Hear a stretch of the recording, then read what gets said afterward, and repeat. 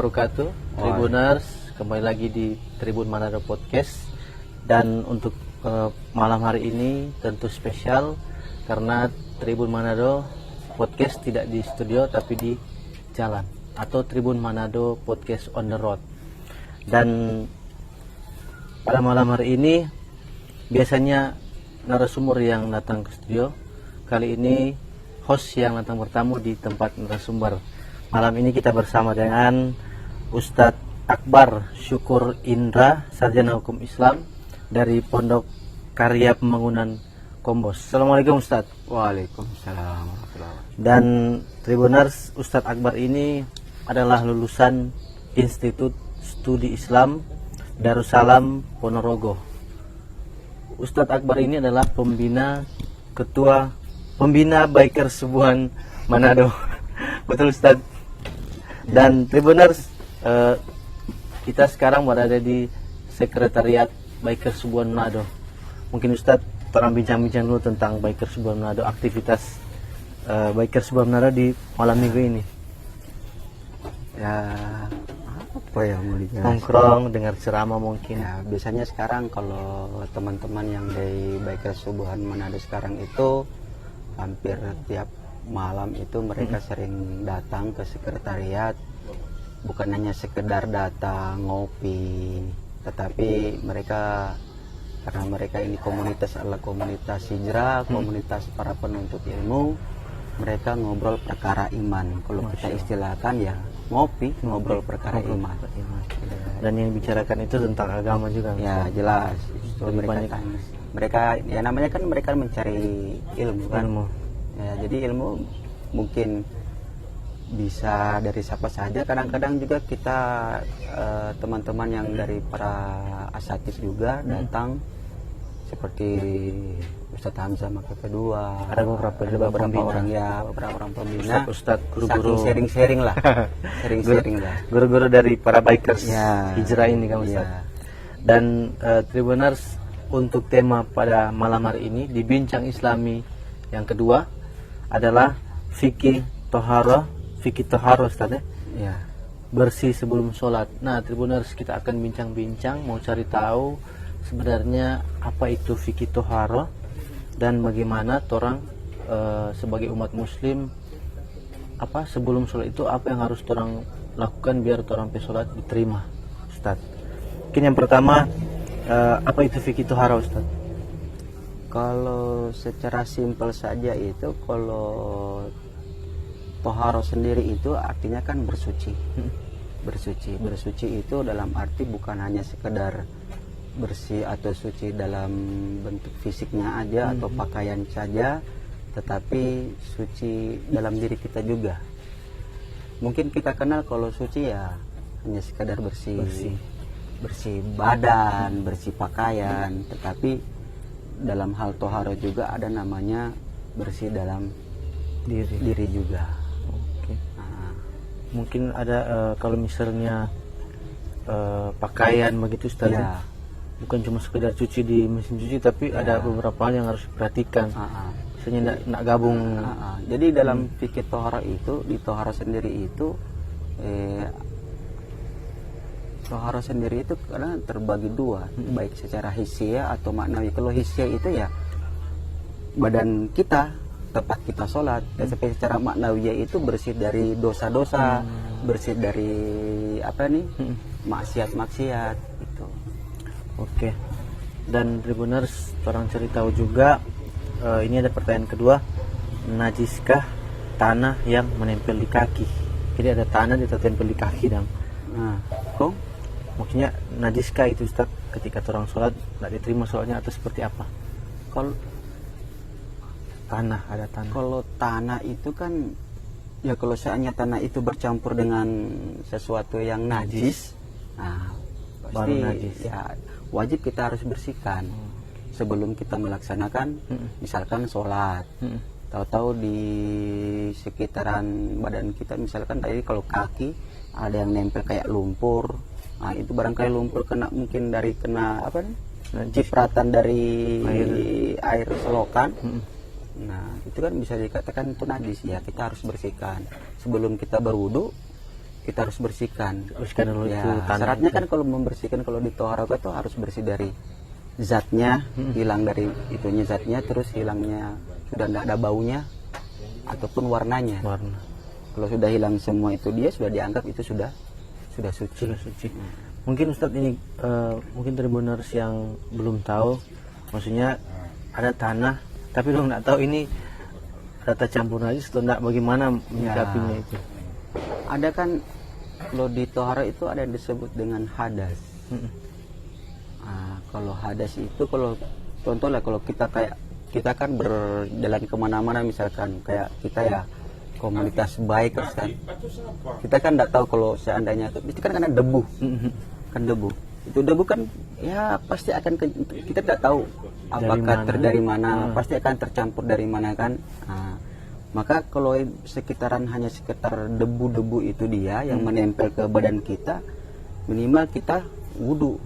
Nah, makanya kalau di wudhu kan ada yang diniatnya itu nawaitul wudhu alirofil hadasil asgar. Saya berniat wudhu untuk mengangkat atau menghilangkan hadas kecil. Nah, maksudnya hadas kecil itu yang tadi saya bilang, mungkin kotoran-kotoran yang kita tidak ketahui di perjalanan.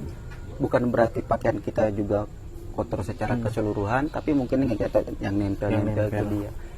Yang jelas tidak terlihat zatnya, apakah misalkan kayak, ya mohon maaf, misalkan tai, itu kan sudah jelas kelihatan. Tapi kalau debu Nggak kelihatan. Beda debu sama pasir kan. Kalau debu kan ya bisa aja kalau kita jalan kemana-mana kan pasti nempel. Tapi kita nggak lihat apakah itu zatnya itu ada, maksudnya tidak kelihatan secara jelasnya. Jadi apalagi tidak berwarna itu, ya kita bersihkan itu, kemudian kita ya kalau mau sholat ya kita berwudu itu. Oke. Nah, kalau ada barang elektronik ataupun barang lain, handphone misalnya, yang terkena najis, bagaimana? Mungkin cara membersihkan itu seperti apa, Ustaz? Apakah cuma dilap atau bagaimana? Oh iya. Jadi kan kalau itu kan ada najis itu kan ada 3 macam itu ya. Ada najis kecil, ada najis ringan, namanya najasa al-mukhaffafah. Itu seperti halnya terkena kencing bayi misalnya. Nah, kalau misalkan kena kencing bayi ya, misalkan di mana gitu kan, Di lantai. nggak usah lah di elektronik, atau misalkan di lantai atau di karpet. Cara membersihkannya cuma sekedar mencipratkan air saja untuk menghilangkan apa ini istilahnya najisnya itu. Najis ringan itu. Nah itu ringan itu dia. Kalau seandainya itu DP bayi masih apa nih, belum makan selain ASI. Selain ASI. Jadi sekitar umur berapa itu? Masih asin Ya, ASI mungkin sekitar hampir mau jalan ke 2 tahun lah. Itu hanya dipakai Ya, air cuma dicipratkan itu sudah bersih. Tapi kalau ada lagi najis mutawassithah, artinya pertengahan. Nah, itu seperti ya kayak kencing, kayak yang keluar dari dubur kita, yang jelas-jelas seperti itu ya, kita membasuhnya yang zat yang tadi saya bilang syaratnya itu. Kalau seandainya sudah hilang bentuknya, zatnya itu, udah hilang baunya, sudah hilangkan warnanya. Kalau sudah hilang itu dia ya tidak masalah. Oke. Nah, ada teman-teman atau tribuners yang mungkin orang nggak tahu. Tadi kan saya bilang 3. Yang ketiga ini. Yang 3. Siap. Ya, biar jelas. Yang ketiga itu dia yang paling besar. Yang paling besar ya jelas kayak misalkan dijilati hewan yang diharamkan kayak anjing atau babi ya. Nah, itu mungkin caranya itu harus itu dengan salah satu dicuci 7 kali. Yang seperti yang tadi saya harus hilangkan yang tadi 3 itu dia. Warna, warna, bau sama zatnya, fisiknya itu dia. Nah, di antara 7 bilasan air itu dia harus dicampur dengan tanah, biar bersih sekalian semuanya. Itu yang paling besar. Iya, yang paling besar. Oke, lanjut ini pertanyaan selanjutnya. Mungkin ini ada teman-teman tribuners yang orang nggak tahu pakai pakaian yang mungkin ada najis, bagaimana hukumnya wudhu jika menggunakan pakaian yang ada najis itu, Ustaz? Ya, kalau orang mau beribadah, kita yang syaratnya kan di situ kan kita harus suci dari fisik, pakaian dan tempat kita ibadah. Maka kalau seandainya ada sesuatu yang istilahnya mengkotori, entahkah itu misalkan tadi pakaian terkena najis, maka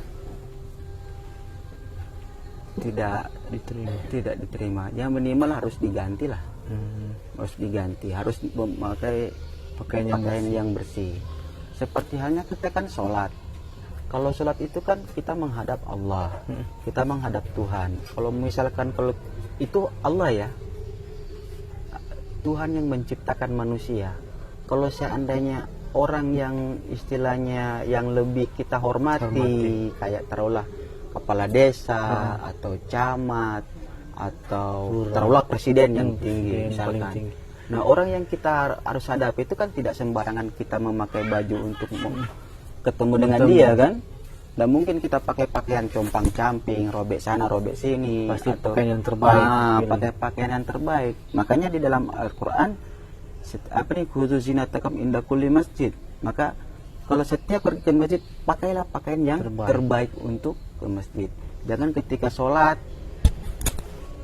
di belakang itu so ada gambar tengkorak, kong so ada gambar, atau misalkan ada pakai tulisan misalkan cobloslah aku. Politik dan ini bisa jadi kan ketika ada sambayan kan tidak terkonsentrasi, malah babaca. Yang di belakangnya malah fokus babaca. Artinya dalam beribadah, apalagi misalkan sholat, kita harus menggunakan pakaian yang terbaik. Lebih khusus lagi harus dalam keadaan suci. Gitu. Oke. Lanjut, Ustaz. Ini mungkin ini ada Tribuners, ada semacam kayak bisul begitu. Bang, bagaimana hukum sholatnya apabila saat sholat, ketika sholat bisul pecah?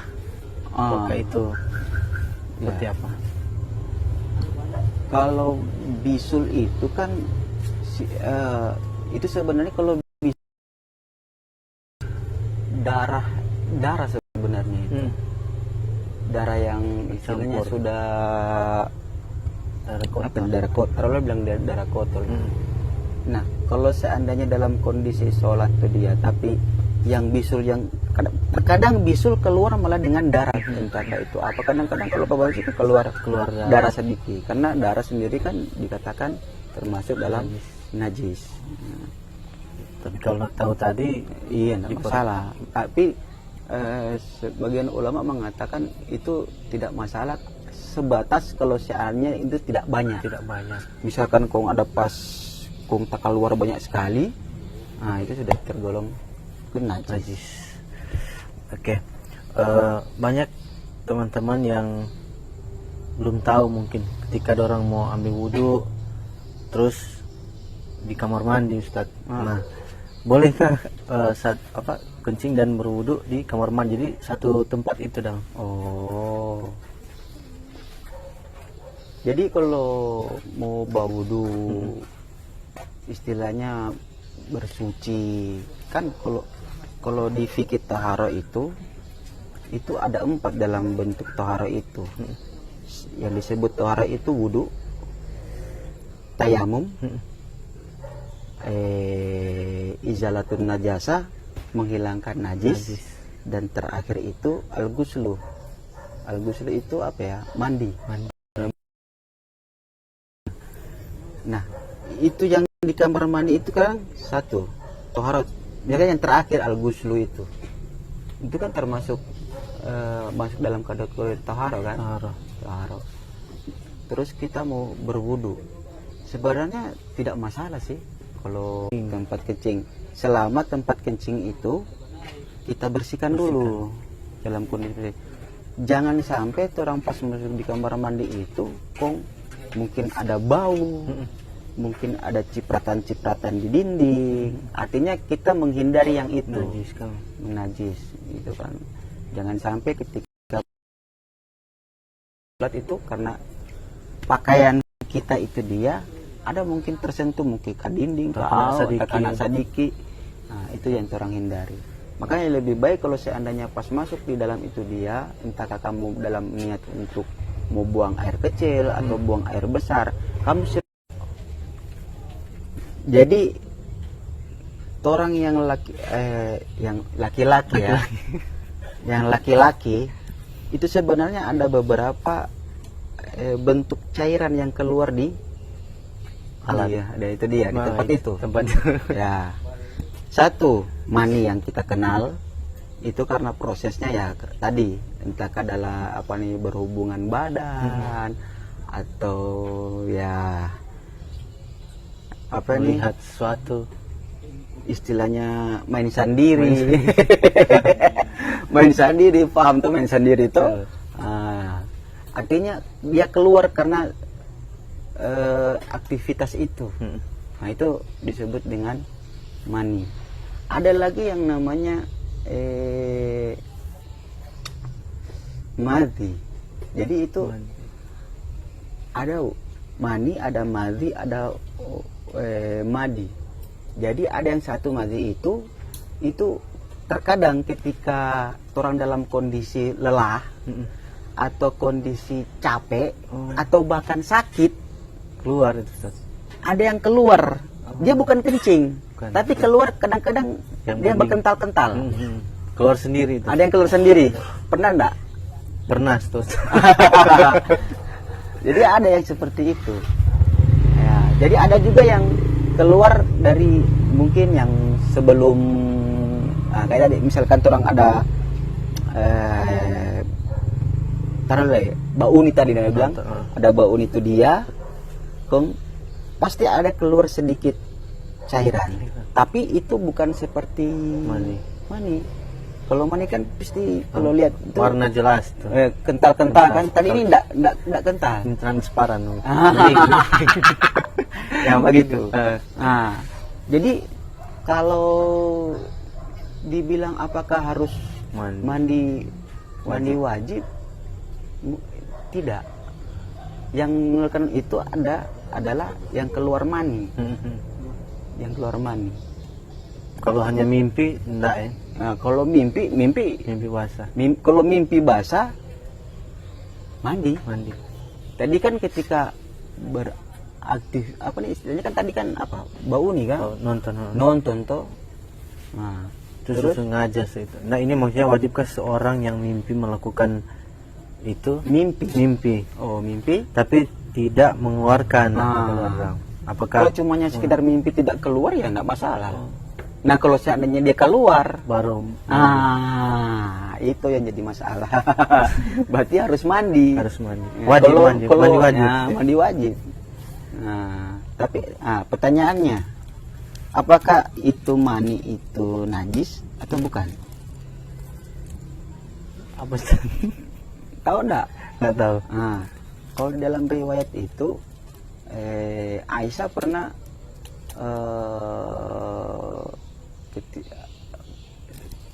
apa istilahnya yang mani itu sempat nempel di bajunya pakaiannya Rasulullah. Dan itu istilahnya dicuci, tapi masih kelihatan itu barang itu dia. Dan Rasulullah pakai itu baju itu dia untuk sholat. Nah, dari sini dibilang berarti mani itu tidak dikategorikan sebagai najis. Dengan najis. Nah, beda lagi kalau yang tadi yang dua tadi itu yang madi atau mazi itu dikategorikan sebagai najis. Tapi tidak wajib untuk mandi. Yang dikategorikan untuk mandi itu yaitu keluar mani. Nah, karena aktivitas yang tadi entahkah berhubungan suami istri ataukah mandi istilahnya mimpi basah. Nah, itu yang harus mandi wajib. Oke, mungkin ada pesan-pesan dari Ustadz mengenai tema kita malam hari ini yaitu fikih toharo, bersih sebelum sholat. Pesan-pesan untuk Tribuners ataupun teman-teman ketua biker Subang Manado. Jadi Kalau kita bicara masalah bersuci itu, maka bersuci itu adalah sesuatu yang dibilang wajib karena itu merupakan syarat dari berbagai macam ibadah. Nah, seperti halnya sholat. Sholat tidak dikatakan sah kalau seandainya tidak berwudu. Maka kita harus bersuci, baik dalam istilahnya fisik kita ataupun dari istilahnya hati kita juga. Karena kita namanya kita bersuci itu, kita akan berkenaan dengan ibadah itu sendiri, ya kan? Kalau misalnya kita pun mau ketemu dengan orang, kita kan harus dalam keadaan kondisi yang terbaik, apalagi kalau cuma hanya dilihat dari penampilan saja. Maka bersuci juga itu termasuk istilahnya bagian dari iman. Rasulullah SAW mengatakan at-tahuru itu syatrul iman. Kebersihan itu atau apa? Bersuci itu adalah sebagian dari iman. Jadi mungkin tidak dikatakan seorang muslim itu adalah orang yang beriman kalau seandainya dia tidak bersuci. Bahkan kalau lebih baik lagi kalau seandainya kita tidak henti-hentinya atau tidak melupakan untuk selalu bersuci, apalagi meninggalkan wudu. Kalau bisa dalam keadaan berwudu setiap waktu. Ya, baik. Makanya kita harus baik suci. Kalau istilahnya di pramuka itu di dasa dharma, suci dalam pikiran, perkataan dan perbuatan. Iya kan? Tapi dalam arti kita harus selalu dalam keadaan suci, apalagi kita mau menghadap dengan pencipta kita yaitu Allah Subhanahu wa taala. Oke.